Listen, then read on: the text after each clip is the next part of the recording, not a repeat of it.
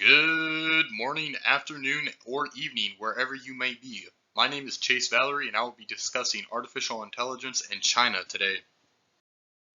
So, what is AI? Well, AI, or artificial intelligence, is one of the most impacting emerging technologies.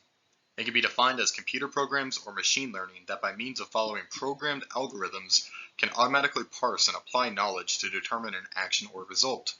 This is a very vague definition, and that's because AI is a very vague field. Who is using artificial intelligence?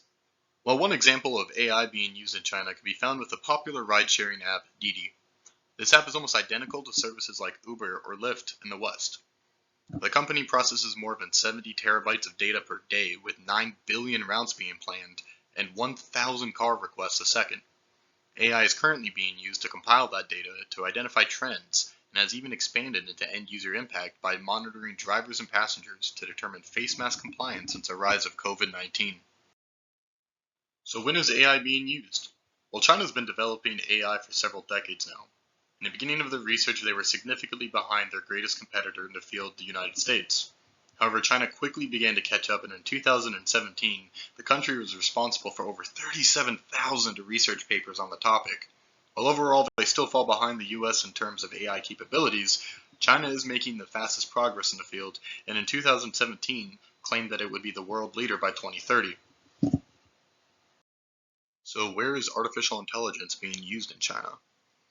As exciting of a field as AI is, it's important to understand that there are both positive and negative consequences to the widespread use of AI. One of the positive consequences is the healthcare industry. AI chatbots are currently being developed to better assist those in more remote areas that might be unable to travel or afford proper care elsewhere.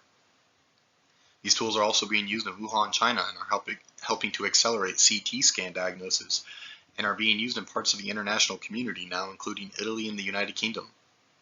Unfortunately, the Chinese Communist Party has also used AI and facial recognition technology to monitor and detain Muslim ethnic minorities in China's Xinjiang province.